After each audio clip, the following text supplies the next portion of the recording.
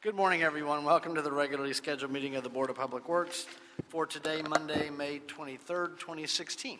Commissioner Rodriguez, James, Repenning, and Ascent are present. President James, we have a quorum. May we start with Bureau introductions, please, starting with Bureau of Contract Administration. Good morning, Chris Smith, Bureau of Contract Administration. Dan Myers, Bureau of Sanitation. Good morning, Edmund Yu, Bureau of Engineering. Good morning, Sherman Torres, Bureau of Street Services. Good morning, Eddie Chavez with the Bureau of Street Lighting. Good morning, Ted Jordan, Public Works General Counsel. Fernando Campos, Executive Officer. President James, we do not have any speaker cards under general public comment, nor any of the items for today's agenda. Okay, let's close general public comment. Our first item of business, the approval of the meeting minutes from the meeting of Wednesday, May 4th, 2016. Is there a second to my motion to approve those meeting minutes? By Commissioner Rodriguez. Any objection? Without objection, we'll approve those meeting minutes. Let's do a couple of the administrative items. Agenda item number 8. The city clerk has transmitted the action of the city council authorizing the board to award and execute a proposed amendment 2 to personal services contract with CH2M Hill Engineers Incorporated to provide as-needed consultant services for the Bureau of Sanitation Automation Master Plan. This came back from the city council. We approved this on December 21, 2015. It came back today. It's coming back today for signature. Is there a second to my motion that we adopt agenda item number 8 forthwith by Commissioner Rodriguez? Any objection? Without objection, we will do so. Agenda item number 7, recommending the board concur with the action of Commissioner Davis approving the request of Kemp Brothers Construction Incorporated for subcontractor substitution of Century Specialties Corporation doing business as Century Fences with AZ Construction Incorporated doing business as Ace Fence Company for fencing work in connection with the Los Angeles Police Department Police Academy project and replacement training facility at Administration Building, Cafe, and 4 shooting ranges renovation. Mr. Smith? Yes, good morning, Chris Smith, Bureau of Contract Administration, General Services Division. Our office received a request April 15, 2016 from Kemp Brothers to substitute Century Specialty Corp., DBA Century Fences, which is their approved SBE subcontractor fencing work. They wanted to substitute them for AZ Construction, doing business as Ace Fence Company, a WBE subcontractor. The reason for the substitution, there was a letter attached. Century Specialties, Century Fences is filing for bankruptcy and going out of business. The approved amount for Century's portion of fencing work was $10,000. Ace Fence will complete that portion of the work for the same amount, so the substitution is at no additional cost. The Bureau concurs with Commissioner Davis's recommendation to approve this substitution.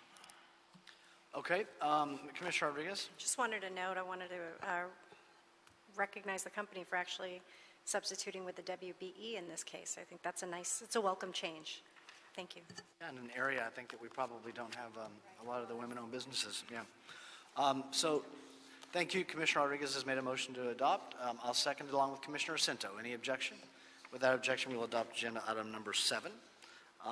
Thank you, Chris. You're here on number 6, I'm going to guess? Yes. Since you haven't moved from the podium.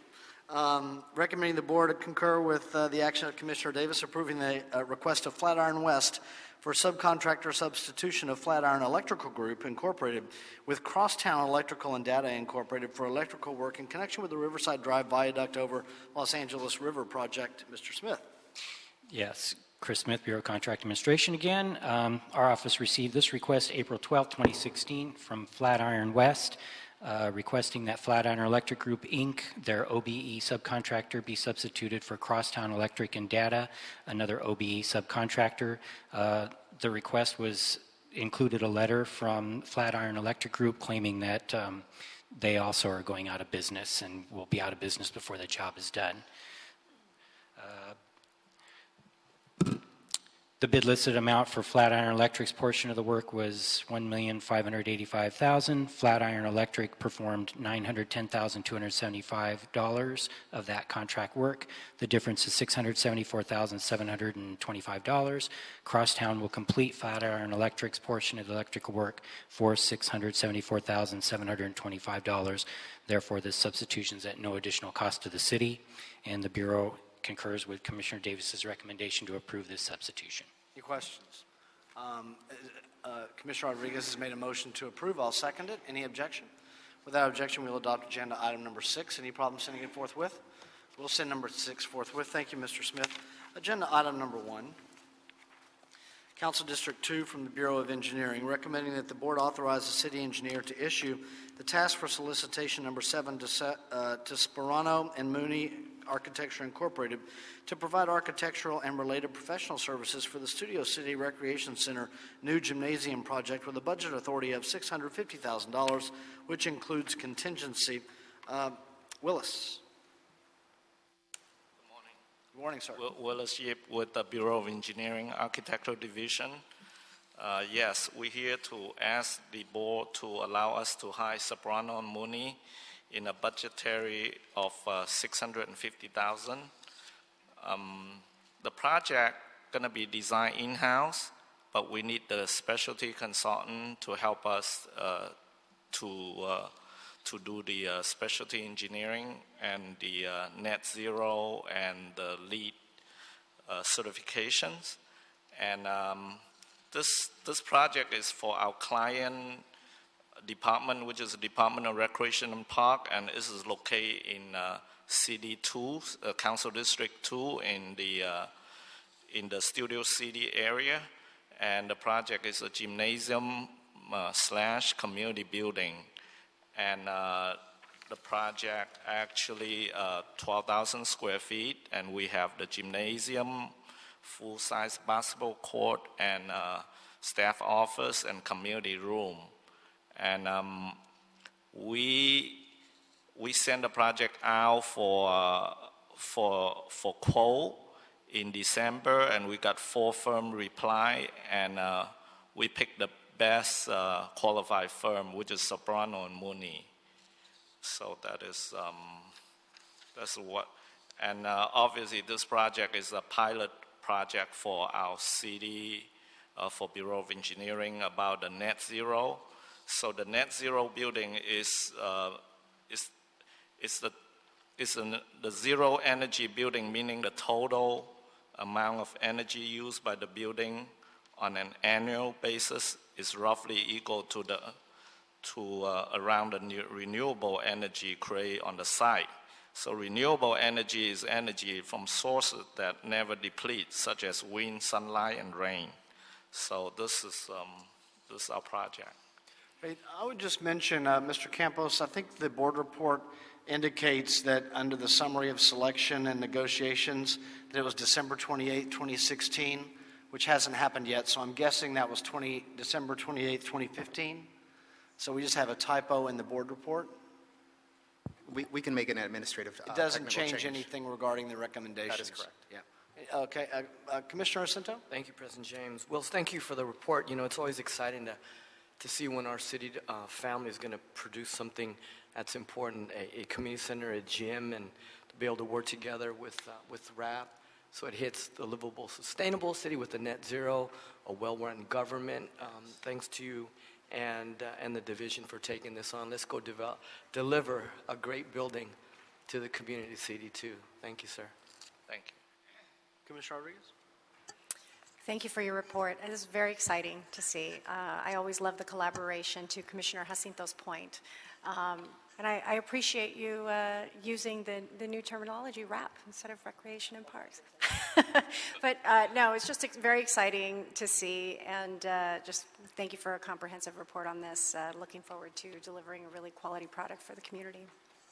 Is that a motion, Commissioner Jacinto? Seconded by Commissioner Rodriguez. Any objection? Without objection, we'll adopt agenda item number 1. Any issues sending it forthwith? We'll send number 1 forthwith. Thank you, sir. Thank you. Agenda item number 2, proposed tree removal, Council District 13, 1558 North Gordon Street. Recommending that the board find first that the tree removal classifies as operation, repair, maintenance, or minor alteration of an existing street, sidewalk, and gutter involving negligible or no expansion of use beyond that previously existing and does not involve the removal of a scenic resource. 2, that the action is exempt under Article 3, Section 1, Class 1, Category 3, existing facilities, sidewalk repair, or maintenance of the City of Los Angeles Environmental Quality Act guidelines from 2002. 3, that none of the exceptions to the use of a categorical exemption as set forth in 15300.2 of the state California Environmental Quality Act guidelines apply. And 4, approve the request for a no-fee permit to remove 5 camphor trees for the reconstruction of an off-grade public sidewalk, curb, gutter, and driveway located at 1558 North Gordon Street. Tree replacements are required, Mr. Lorenzen, and these are really mature trees. Go ahead, sir. That is correct. Ron Lorenzen, Bureau of Street Services. The developer at 1558 North Gordon Street is proposing to reconstruct the sidewalks. As President James has indicated, these are large mature trees. They're also large mature trees in a very, very small planting area in a very limited sidewalk area. Yeah. These are actually 5 Camphorus cinnamomum trees. They're called camphor trees. They vary in size from 24 to 40 inches in diameter by 25 to 45 feet in height. As I mentioned, they are contained in a 4-foot tree well. The sidewalk is, I'm going to be generous and call it 8 feet. I believe it's actually less than that. I don't think there's actually ADA compliance, even if the trees weren't creating an off-grade condition as it exists. It's a very, very limited space. It's crumbling is an understatement. The sidewalk is basically non-existent in this location. Because of that, the trees will have to be removed for the reconstruction of the sidewalk. Root pruning would destroy the structural stability of these trees. They will be planting only 3 evergreen pears on the location. Unfortunately, there were 5 trees in an area where only 3 trees can grow. So they will have to deliver an additional 7 trees to the Bureau's nursery to fulfill the 2-for-1 compliance requirement. If you have any questions, I'll be happy to address them. Any questions on this one? I don't have any questions either. We just, they have to go, but they're such beautiful trees, but they have overstayed their welcome there, unfortunately. I'll make a motion that we adopt agenda item number 2. Is there a second? By Commissioners Repenning and Rodriguez. Any objection? Without objection, we'll adopt agenda item number 2. Any problem saying forthwith? We'll send number 2 forthwith. Thank you, Mr. Lorenzen. On number 3, Bureau of Street Services tree removal for 3802 Holly Line Drive. This is in Council District 4. Recommending that the board, 1, certify that the board has reviewed and considered the information and letter of determination. That letter of determination, Mr. Lorenzen, is from planning, correct? From the Mulholland Design Review Board, Yeah. Yes. And find the information contained therein appropriately addresses the requested tree removals. Find that this project is categorically exempt under Article 3, Section 1, Class 3, Category 1 of the city's Environmental Quality Act guidelines, and there is no substantial evidence the proposed project will have a significant effect on the environment and is in compliance with the California Environmental Quality Act. 3, find that none of the exceptions to the use of the categorical exemption as set forth in 15300.2 of the state CEQA guidelines apply. 4, specify that the Bureau of Street Services Urban Forestry Division, located at 1149 South Broadway, is the custodian of the documents of other material that constitute the record of proceedings upon which the board's decision is based. And 5, approve the request for a fee permit to remove 7 coast live oaks and 5 Southern California walnut trees due to necessary grading required for slope remediation and new home construction. Located at 3802 Holly Line Drive, tree replacements are required. These are protected trees, sir?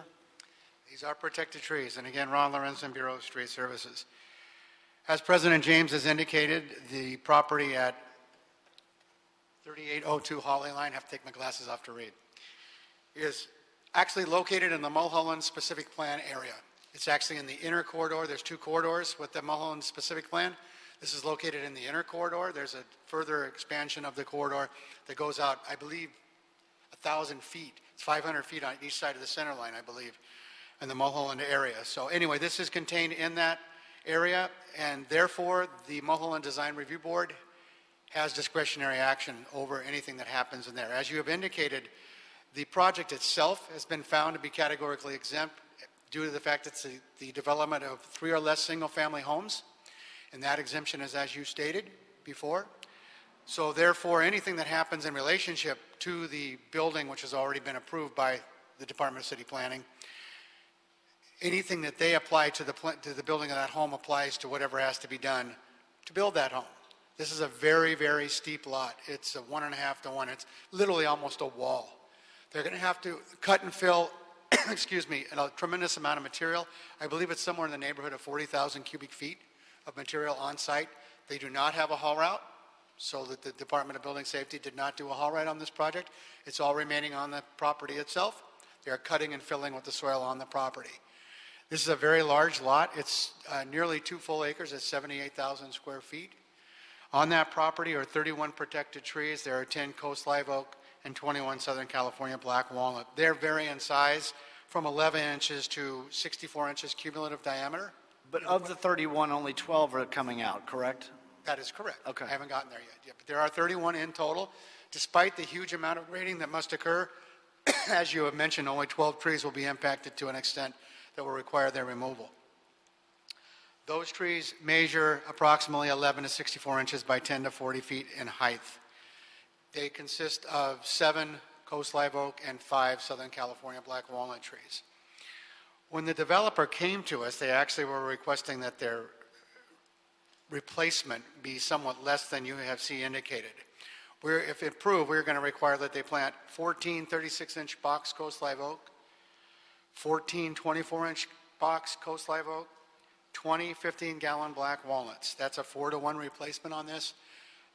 And all those will be on site, correct? All of these will be on site. That's a lot of trees being planted on this property. In fact, given the quality of the trees that are on that site, within a few years, you'll probably have a net gain in canopy as well as condition and health of those trees. I would like to point out just one thing, that the Bureau, after much thought and much consternation over how we're going to be dealing with protected tree removal and their impact on the environment and California Environmental Quality Act requirements, we are instituting a new policy from this point forward.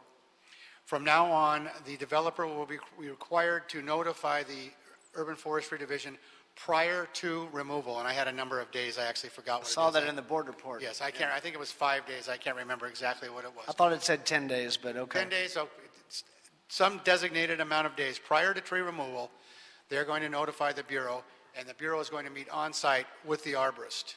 To make sure the right trees are taken out. That is correct. Yeah. Following the tree removal, we are going to again ask them to contact us so that we can go out and verify that they actually did what they said they were going to do. We're not going to be on site during the actual removal. In addition to that, when it comes time to tree planting, we're going to ask for another meeting before the trees are planted. The trees are going to be required to be bonded for 3 years. We are no longer going to have any tree replacements that aren't bonded. The only exception to that will be if there is a site where there's many Southern California black walnuts. Southern California black walnuts don't come in large box sizes. 15-gallon size is pretty much as big as they're grown. So on some sites, we may ask for the planting of dozens of 1-gallon species in some cases to satisfy not the 4-to-1, but the value of the trees removed. We probably won't bond those trees, but allow those trees to be irrigated for a year and to survive as the environment provides their survival. That's more like plants work in the wild. If a seed comes up, it doesn't rain after the seed comes up, that plant dies. In this case, we're going to ask that those 1 gallons be watered for a year, and after that, if they live, it's a plus for the whole site. So we are going to change what we do as we move forward, and we ask that you approve this tree removal. Commissioner Rodriguez. Thank you, Ron, for that detailed explanation, but more importantly, thank you for working out a way to implement, making sure that we in fact remove the correct, that the correct trees are removed and that we're not jeopardizing the future of preserving a number of really beautiful trees that we're trying to protect in this process. And so I just want to thank the Bureau for their work on this. I know it's going to require an additional burden on the staff, but I think it's well worth it when we're talking about our efforts to really protect these protected trees. So thank you for that. Thank you, Commissioner Rodriguez. Any questions at all? Anything further? I'll make a motion that we adopt agenda item number 3. Is there a second? By Commissioner Rodriguez, any objection? Without objection, we'll adopt agenda item number 3. Any issue sending it forthwith? We'll send number 3 forthwith. Thank you, Mr. Lorenzen. Agenda item number 4, Office of Community Beautification for Council Districts 3 and 4. Recommending the board authorize the Office of Community Beautification to execute a contract amendment with the Los Angeles Conservation Corps to provide funding in the amount of $150,000 for supplemental community beautification services in Council Districts 3 and 4. Mr. Roch, good morning, sir. Good morning. Paul Roch, Office of Community Beautification. The Los Angeles Conservation Corps operates the Clean and Green program, which hires local youth citywide, ages 14 to 17, to perform cleanup, and community beautification services throughout Los Angeles.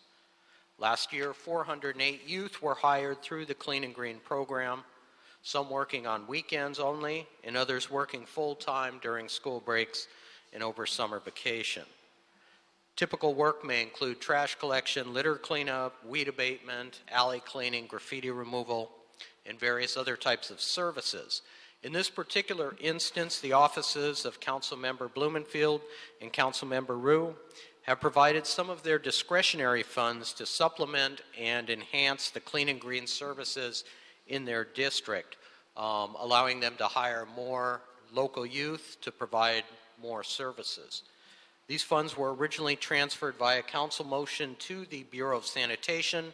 The Bureau of Sanitation has now transferred the funds to the Office of Community Beautification for placement into the existing Clean and Green contract, and we now respectfully request board approval of these items to authorize an amendment to the existing contract.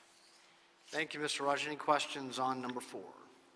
Is there a motion on number 4 by Commissioner Rodriguez, seconded by Commissioner Jacinto? Any objection? Without objection, we'll adopt agenda item number 4. Any issues sending it forthwith? We'll send number 4 forthwith. Thank you, sir. Thank you. Agenda item number 5, Bureau of Engineering, Bureau of Contract Administration, requested contract award for Council Districts 8 and 9. Normandy Sewer Rehabilitation and Replacement Project. It's a rebid, recommending that the board, 1, find transmittal numbers 2, 3, 4, 5, and 6 to be unmerited, and 2, receive and file transmittals 7, 8, and 9, and declare the first low bidder to be the lowest responsible bidder and award a contract in the amount of $9,530,000, $9,530,079 to JR Pipeline Company Incorporated. Mr. Jensen, I've got 2 speaker cards on number 5, both one from JR Pipeline, one representing JR Pipeline. So why don't you set us up with a summary of how we got to where we are today, and then we'll hear from JR Pipeline, then we'll call you back for any further questions and response to anything that's raised. That way you can summarize to the extent you would like the protest. JR Pipeline can respond in the time they have. Okay. Go ahead. Good morning. I'm Brad Jensen with the Bureau of Engineering, Wastewater Conveyance Engineering Division. This project will rehabilitate 8,200 feet of 30-inch, 34-inch, and 39-inch sewer pipe using an ultraviolet cured in place liner. The project will also install 6 new maintenance holes, rehabilitate 28 maintenance holes, and upsize additional maintenance hole frame and covers, and restore chimneys and house connections as part of this project. This project was originally bid in on February 25th of 2015. We only received 1 bid on the original advertisement of that. Following that bid, we did update our liner specifications. We had received some additional information from one of the liner pipes that allowed a thinner liner section to be installed, and it became more competitive. And with the rebid on June 3rd of 2015, we received 3 bids. JR Pipeline was the first lowest bidder on that project. This project was advertised under the local business preference, and JR is a certified local business enterprise, and Linda McGlinchey from Office of Contract Compliance will address that a little bit. Oh, I didn't see Linda over there. She hides from me sometimes when she comes in. Yeah, I was very glad when she walked in the back door. So she'll address these issues in just a minute. This project does also include a project labor agreement, and so the contractor will have to comply with that program as well. This project also included the business inclusion program. JR Pipeline has complied with the outreach requirement of that.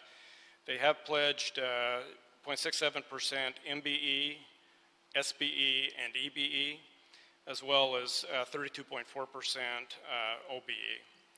So with that, I'll have Linda address the issues. Okay. Thank you. Ms. McGlinchey, good morning. Good morning. Linda McGlinchey with the Bureau of Contract Administration. As mentioned, as far as this board report goes, there were several letters, some protesting the award to JR Pipeline as well as responses to the protests. To summarize, the protests were regarding JR's status as a local business. However, staff followed the ordinance as well as the bid proposal documents that lay out eligibility for the preference. Staff found that JR Pipeline is, in fact, a local business. The issue that had been raised was that they are headquartered outside of LA County, which in fact they are, but that is not the only way you can qualify for local business preference, and they did qualify under one of the alternative ways. And that alternative was? What had to do with their workforce working in LA County. It's a stated amount of employees, full-time employees working within the boundaries and having a workspace within the county to perform that work. One of the arguments also was that they were not shown on Bobbin as a local business at the time bids were submitted. However, that was due to a staffing issue within the Bureau of Contract Administration. They had submitted their affidavit long before this bid ever came in, but due to the staffing issues, it had not been evaluated, nor had they needed that preference in order to receive some previous awards.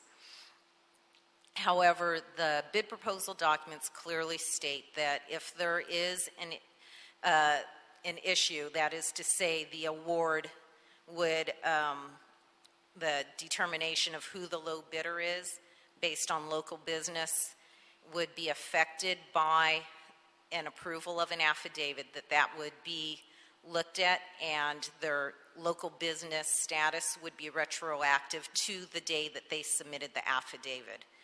In this case, JR Pipeline had actually submitted their affidavit back in 2013. So staff looked at it and confirmed that they did in fact meet the local business.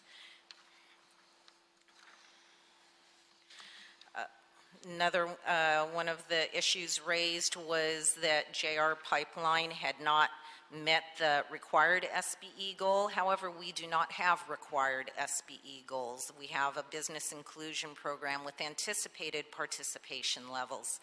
JR Pipeline complied with the business inclusion program outreach requirements, and therefore that is a non-issue. The protests also stated that JR Pipeline had not been submitting training fund contributions to the California Apprenticeship Council. However, JR Pipeline has worked on PLA projects, and the PLA projects require them to submit the contributions to the union trust, which they documented proof that they have in fact been doing that and complying with the PLA agreement. So that is basically the summary of the protests. Staff found that they do in fact meet the requirements to get the LBPP. So as the low bidder, the apparent low bidder, as well as the low bidder after the LBPP is applied, we are recommending award to JR Pipeline. In terms of the board, you can either award based on the LBPP, or you can make use your discretion to not apply the LBPP on this project, in which case JR Pipeline is still the low bidder, and we would recommend them for award. Okay. Thank you, Ms. McGlinchey. So I have two speaker cards. I have one from, it appears, Matthew Setson, or I can't read the handwriting. Okay. And Vincent, what appears to be Hott. Okay. So you are the party in interest. So we don't put a 2-minute requirement on you.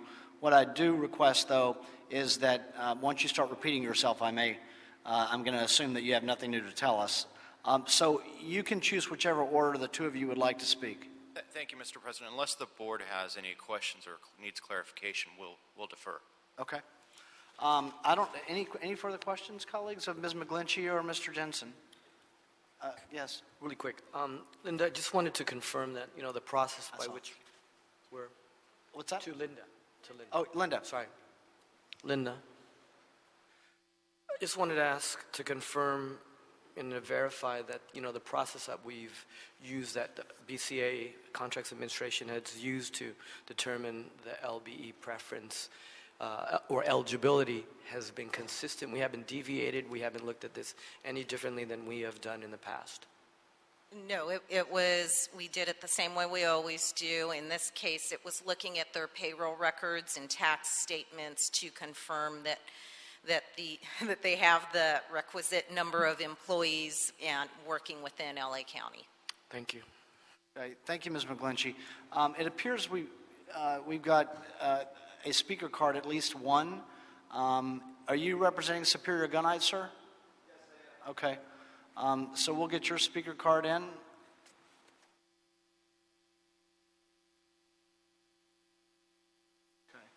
Okay. Mr. Brown? Yes. Okay. You represent the protester on this item. The same admonition would go. We're not going to put a 2-minute time limit on you, but once you begin to start repeating yourself, then we're going to take liberty with the clock. I understand completely. All right, thank you, sir. I'm with Superior Gunite. My associate here is Mr. Tony Federico, the CEO of Superior Gunite. We're a tutor breeding company. We've worked for the city of Los Angeles for over 50 years. We've been affiliated with the local unions for over 40.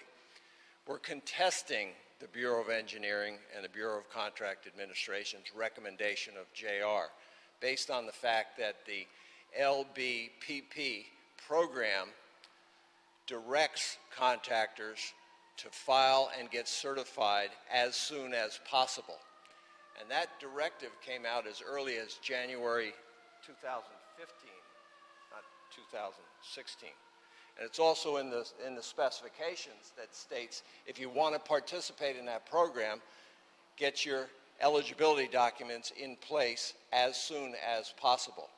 Now, we, Superior Gunite, when we looked at this project, felt that we were the most qualified contractor to do this work for the city because we're one of the leading UV CIPP contractors in the country. I've yet to hear a contractor that thought that they were not qualified to do a project that they bid for, sir, but go ahead.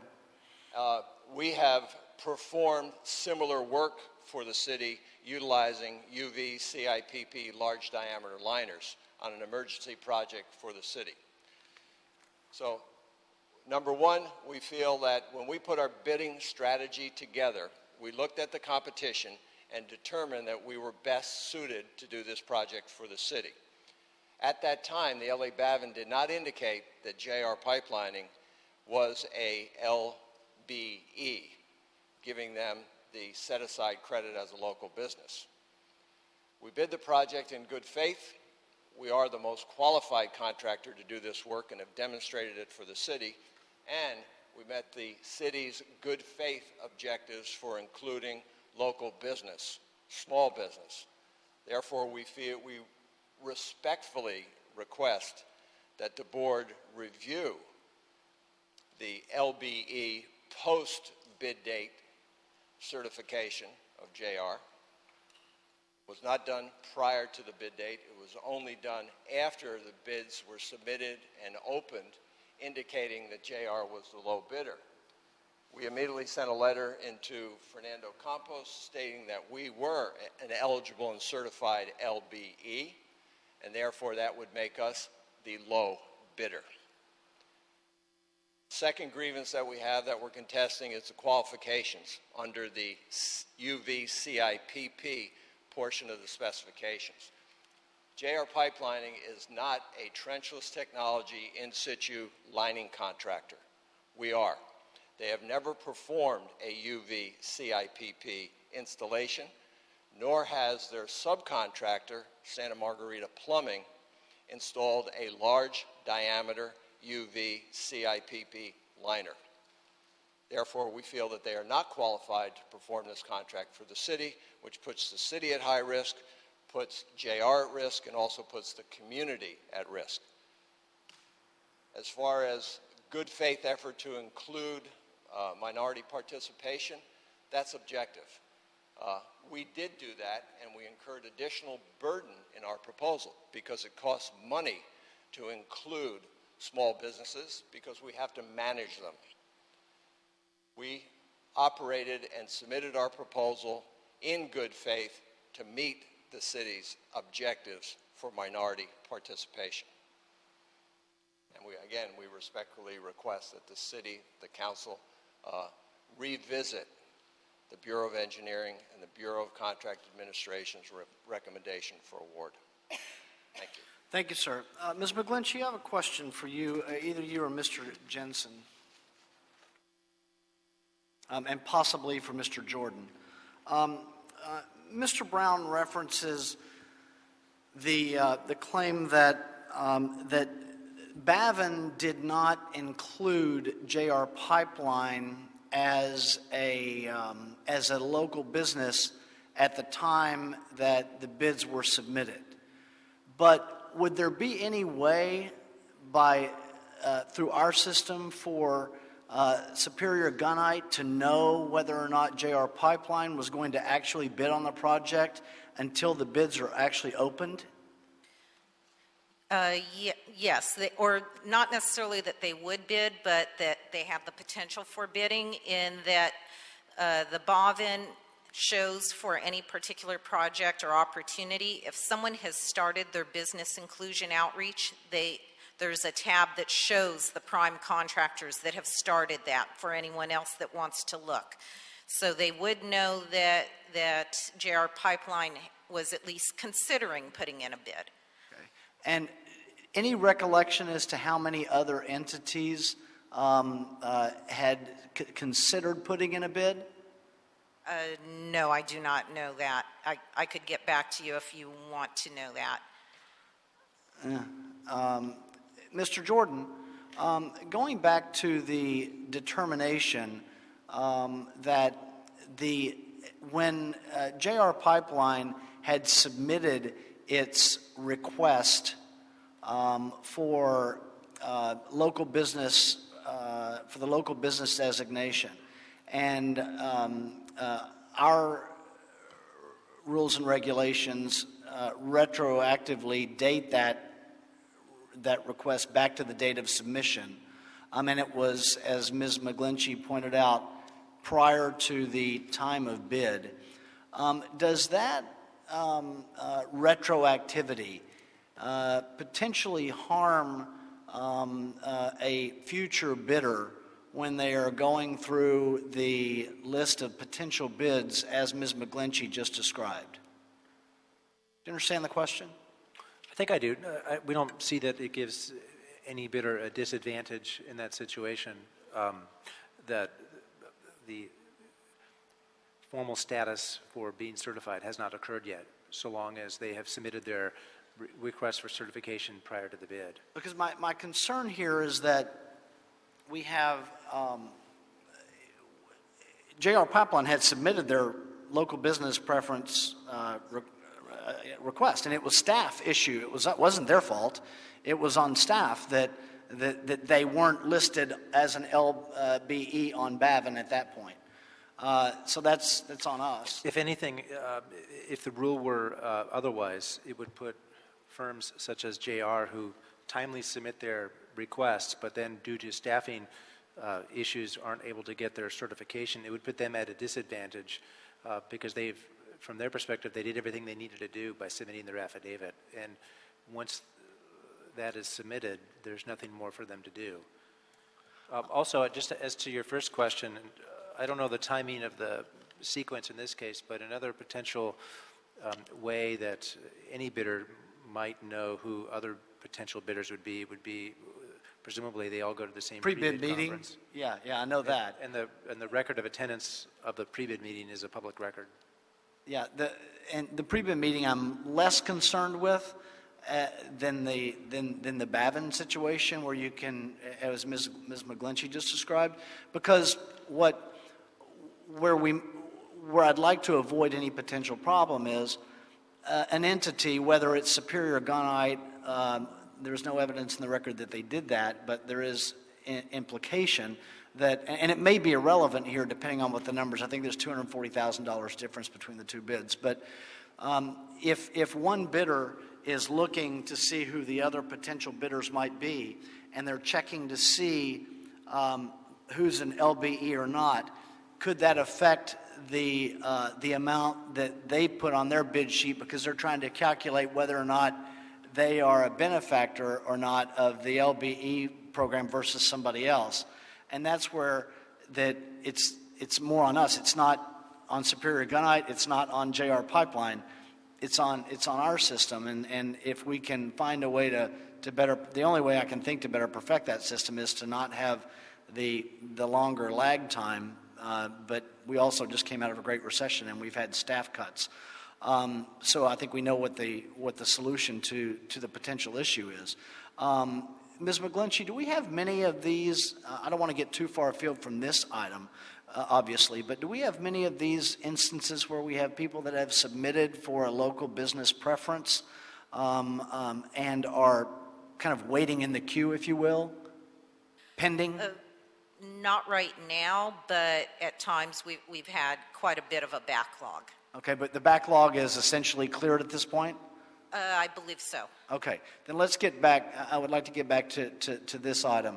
So you had indicated, I think I heard you say before, that if we decide to choose the lowest responsive bidder, which we are required to do under the Public Contracting Code, the local business, did I understand your position to be that the local business preference, whether we adopt it as to JR Pipeline or not, is irrelevant?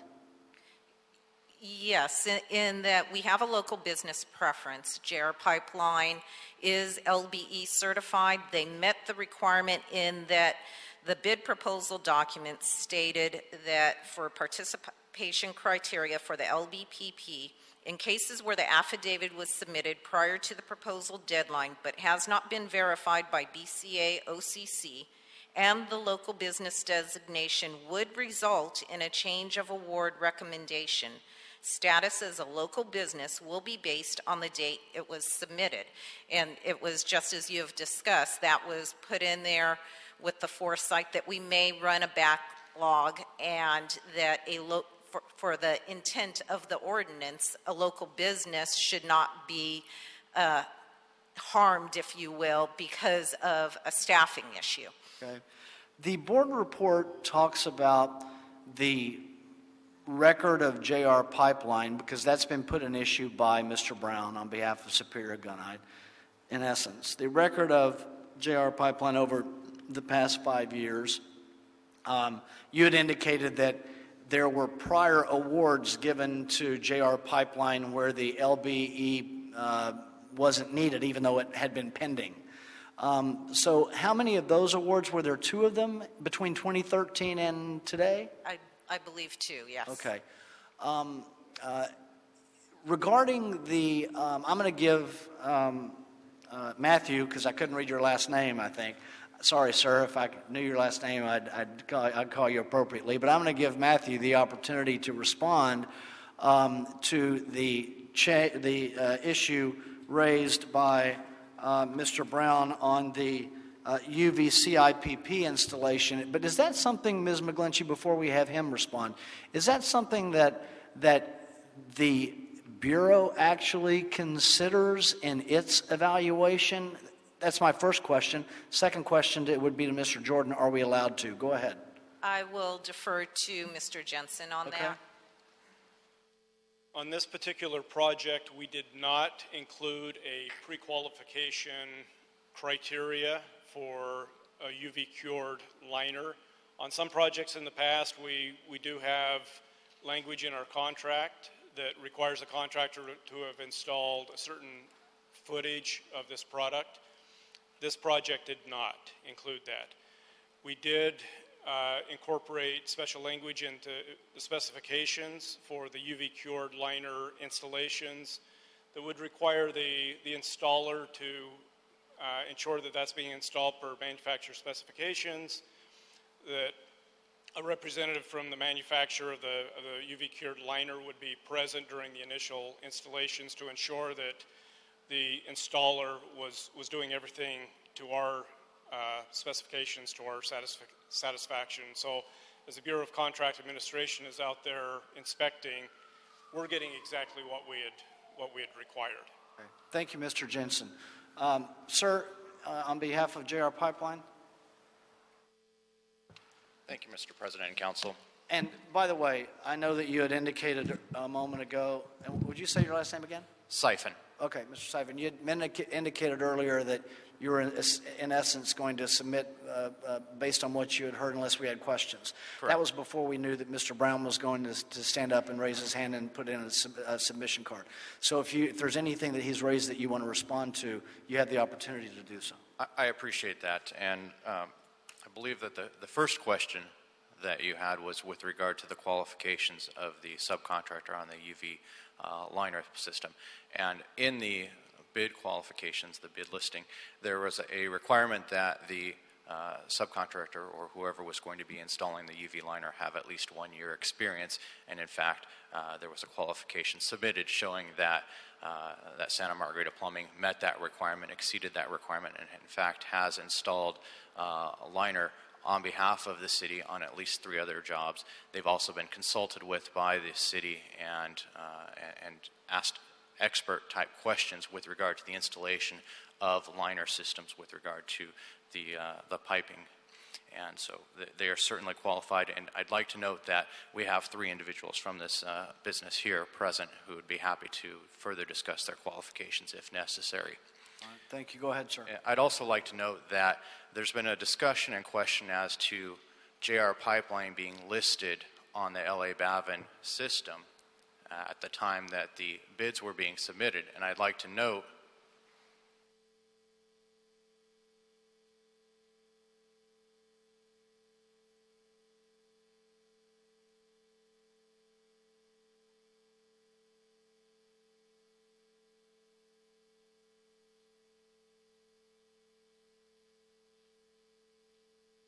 Thank you, sir. Go ahead.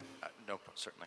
I would like to note that at the time that the bids were submitted and being examined, JR Pipeline was in fact listed on the LA Bavin system as pending. It is not a situation where Superior Gunite could not have known of their existence or their interest. As you noted, they did attend the pre-bid meeting. They certainly were on the LA Bavin system, even though they were not listed as qualified, but they were listed as pending. As pending. So you're saying that the potential was there that they would be confirmed?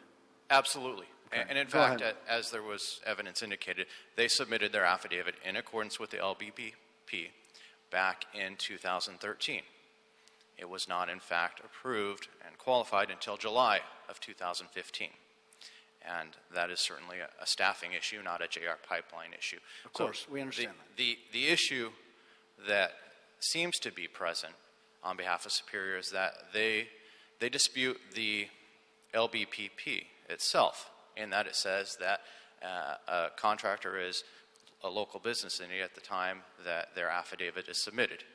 This is not a situation where there's a dispute or question as to whether or not JR Pipeline is in fact a qualified local business entity. They were qualified in July of 2015, and there's been no contention on behalf of Superior that JR Pipeline is not an LBE.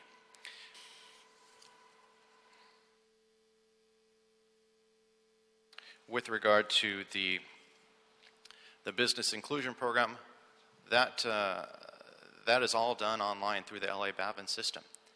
And the qualifications meeting that standard is black and white. When JR Pipeline performed its investigation, when it sought to include other businesses, all of that was done online through the LA Bavin system. And there's no question from anyone on behalf of the city that, in fact, JR Pipeline complied with that requirement. And to come here today and submit otherwise or contend otherwise is simply without basis.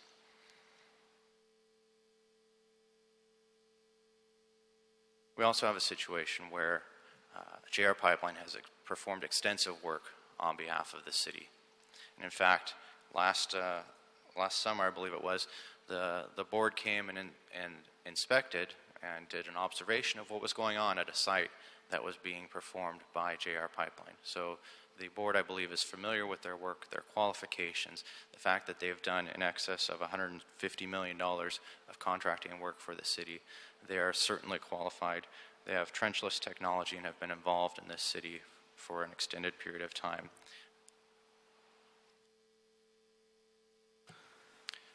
They've successfully performed this type of work and look forward to the opportunity to do so in connection with this project. If you have any further questions, I'd be happy to address them. Thank you, sir. Before I go to my colleagues, one quick question from Ms. McGlinchey. Just, I would like an oral confirmation, Ms. McGlinchey, on the record, just so we're clear. The reference by JR Pipelines Council that when the LBE preference had been submitted back in 2013, it did show as pending on the Bavin website? That's actually a little confusing. For JR Pipeline, it was showing as pending. For city staff with administrative rights, we could see it's pending, but in all fairness, Superior Gunite would not see it, or anyone outside of that would not see it. They would, because for all intents and purposes, at that point, they had not received the certification. And so Bavin for the outside only shows what's actually been verified. Okay, so that's what the outside world can see. Correct. Okay, thank you. Any colleagues, anything else? Commissioner Repenning, your light's on for whoever. I guess wanted to say that I think it's unfortunate that we're in the situation that we're in today, and I feel sense of responsibility to both companies that as a result of failure on our part to, in a timely manner, approve the LBE certification. On the one hand, the company that is the lowest bidder and being recommended here today did everything they were supposed to do. On the other hand, another firm was unable to see that they would be given preference points as an LBE, and so put together a strategy that it sounded like, may have been more aggressive in terms of subcontractor participation. We can't see all the details of that, but I guess I am wondering what our options are for. Obviously we want to be a partner with our contractors, and we want to know that people are going to be operating and bidding under a set of circumstances that are transparent and fair. And so I feel like, we didn't quite get there with this one. And so I guess I'm wondering what our options are as a board. I think, Ted, what I would summarize in response to Commissioner Repenning's question, I don't know that the rules and regulations as adequately described and read into the record by Ms. McGlinchey make it clear that for JR Pipeline, their local business enterprise designation reverts back to the date of submission. That is, there's no doubt on that, and that is an objective issue. What we don't have before us, so I'm kind of answering your question, but I'm also going to just in response, I can't deny the fact that the point made by Superior Gunite is not objective for us. Unfortunately, in this circumstance, they can come in and say, hey, we would have done it differently had we known. We don't know that. That's a claim that they're making, but that claim they're able to make because of this situation. would the numbers have been different if we did not apply the LBE analysis? Would their numbers have come in differently? There's no way for us to know that. So, Ted, that's a supplement to Commissioner Repenning's question. My understanding is, given the question that I asked earlier, following the rules and regs, we either grant the recommendation recommended by the Bureau of Contract Administration, or we find a discretionary way to turn it over to Superior Gunite. We have the technical authority to do that, I think, but JR Pipeline didn't do anything to violate the LBE ordinance. Taking a step back in terms of what the board's options are. Yeah. There's two basic options, one of which then has sub-options. The two basic options are to award a contract or to not award a contract. Sure. The board always has the right to reject all bids when it is in the city's interest to do so. That's option number one. Option number two is to award a contract. Within that option, you can award a contract by applying the local business preference, or the board has the discretion to waive the local business preference if it finds that it is in the city's best interest to do so. In this case, the difference between the first bid and the second bid was $239,000. So if the board chose to do so, it could evaluate whether or not it is in the city's best interest to award the contract to the lowest bidder based on the fact that the next bid above that is $239,000 higher. Applying the local business preference, the designated administrative agency designated by the City Council is the Bureau of Contract Administration. They have determined that JR Pipeline is a certified local business, and pursuant to their method of operating and what was in the bid specs, applied that as of the date that they submitted their local business preference affidavit. There really isn't an option that gets you to Superior Gunite. If you waive the application of the local business preference, then you're not applying it and it goes to JR Pipeline. The designated administrative agency has determined that JR Pipeline is a local business, so if you don't waive it, it goes to JR Pipeline. As to what Superior Gunite would have done or would not have done differently in its bid is completely speculative. Yeah. I mean, I could speculate that a firm that, for all intents and purposes to the public, is a local business enterprise may have an easier time of getting subcontractors wanting to side with them, because those subs will know that this company is going to get an 8% bid preference right off the top of the bat. If the public wasn't aware that JR Pipeline had a pending local business preference, potential bidders should realize that under the local business preference ordinance, even non-local businesses can get a preference if they choose to work with local subcontractors. It's not the same bid preference, but they can get something as well. And that can always occur. That can always occur. In this case, the listing of subcontractors shows that they weren't local, so I don't want to, create any confusion there. But the basic options are award a contract or not award a contract. And if you award a contract, whether or not you apply the local business preference, it's to JR Pipeline. Lastly, as to comments made about their ability to perform this work or their ability to the subcontractors, I believe that question's been dealt with already by the staff's comments and by JR Pipeline concerning the qualifications of its subcontractor. Other than what minimum qualifications we stated in our bid specs, there really is no area for the board to try to second guess the qualifications of the particular bidder. Commissioner Penning, and then I have a question for Mr. Jensen.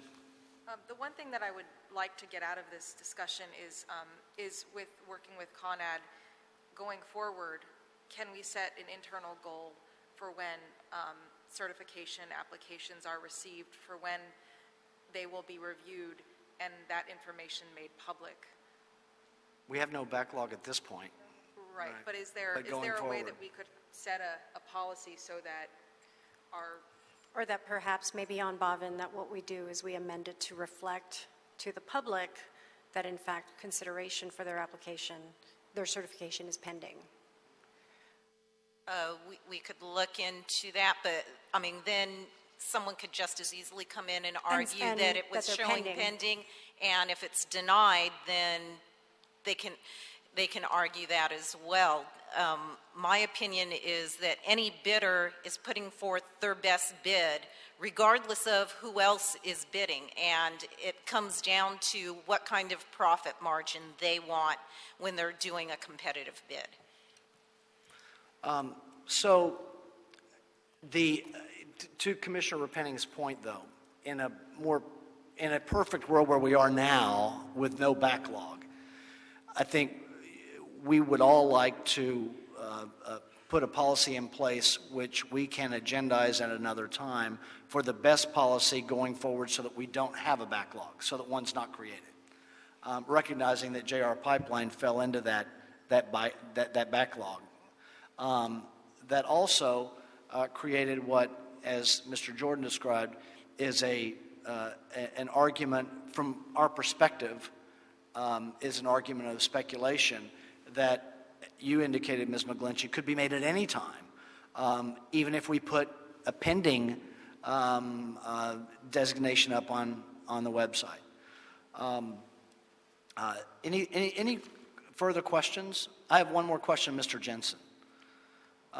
Mr. Jensen, the Bureau's recommendation is clear. But that said, given the discussion today from Superior and the response from JR Pipeline, are you satisfied with the board's recommendation on the qualifications related to JR Pipeline to go forward? Yes, I am. Okay. Then with that, colleagues, I would make a motion that we adopt agenda item number 5 as recommended by the Bureau of Contract Administration. Seconded by Commissioner Repenning. Any objection? Without objection, we'll adopt agenda item number 5. Any issue in sending it forthwith? We'll send number 5 forthwith. Thank you, sir. Thank you. And Ms. McGlinchey, thank you. We'll deal with the policy issue going forward. Mr. Executive Officer, have we cleared the desk? Yes, you have. Okay, then we are adjourned. Thank you, everyone.